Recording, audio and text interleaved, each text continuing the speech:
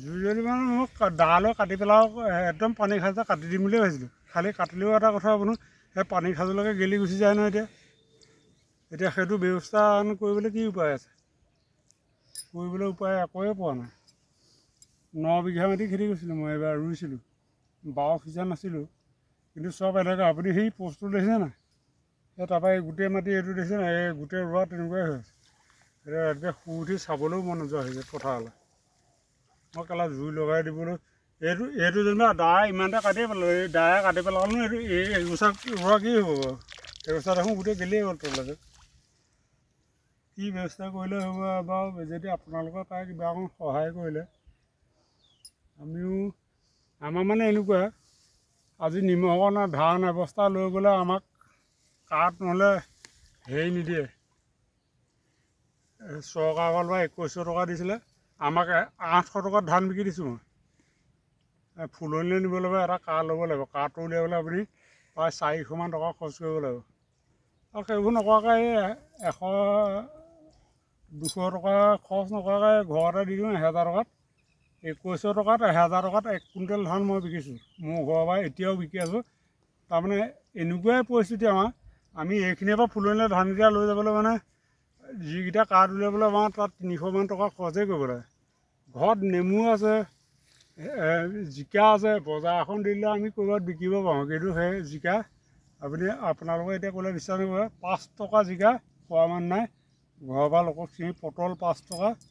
দি দিবলগীয়া হয় বজাৰ এখন হোৱাহেঁতেন হয়তো বোলে ক'ৰবাত 10 টকা দি বিকি দিওঁগৈ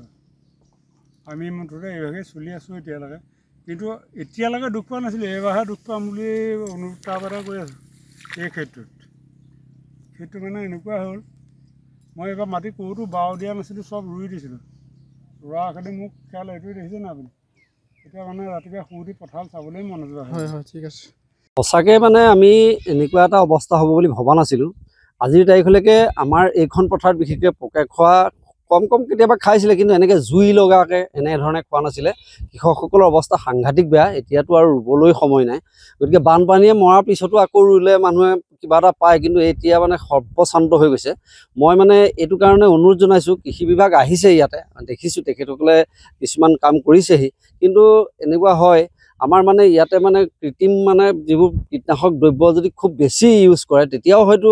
ভৱিষ্যতলৈ অলপ দিগদাৰ হ'ব বিশেষকৈ মাছ হওক কাছকে আদি কৰি মানে আমাৰ জলাশয় বহুত আছে গতিকে জৈৱিকভাৱে যদি পাৰি এই কীট পতংগ নাশ কৰাৰ ব্যৱস্থাটো কৰিলে ভাল হয় নহ'লে আৰু এটা ব্যৱস্থা আছে আৰু এইবছৰ মানে যিসকল ৰাইজৰ মানে এই পোকে খাই মাটি শেষ কৰি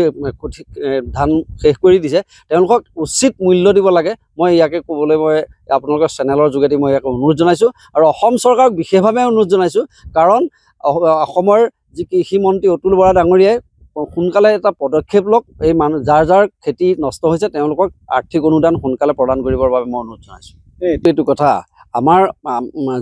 আমাৰ গাঁৱত যেনেকৈ আমি কিছুমান সজাগতা সভা কৰোঁ তেনেকৈ সজাগতা সভা কৰিব লাগিব মানুহে ইঞ্চুৰেঞ্চ কি বুজি পোৱা নাই মানুহে ভাবে ইঞ্চুৰেঞ্চ কৰিলে পইচাটো কোনোবাই খাই দিব কিন্তু এটা যে ভাল পদক্ষেপ হয় আমাৰ কৃষি বিভাগে যে ইঞ্চুৰেঞ্চ কৰিলে যিটো ক্ষতিপূৰণ দিয়ে গতিকে এইটো আমাৰ কৃষি বিভাগে সোনকালে গাঁৱে গাঁৱে তৎপৰতা বৃদ্ধি কৰি সোনকালে ইঞ্চুৰেঞ্চ কৰিলে হয়তো তেওঁলোকে ভাল ফলাফল লাভ কৰিব গতিকে কৃষি বিভাগক মই এইটো অনুৰোধ জনাইছোঁ তেওঁলোকে ইঞ্চুৰেঞ্চৰ যিটো সুবিধা সেই সুবিধাটো ল'বৰ বাবে ৰাইজক খুব সোনকালে জৰুৰীভাৱে সজাগ কৰিবৰ বাবে সজাগতা সভাকে আদি কৰি তেওঁলোকক অনুৰোধ কৰিছোঁ সজাগতা সভা আয়োজন কৰক গাঁৱত ৰাইজক সজাগ কৰিলে ভাল হ'ব বুলি মই ভাবিছোঁ যিকোনো খবৰৰ বাবে যোগাযোগ কৰক 7099017330 আৰু 7099017110 নম্বৰত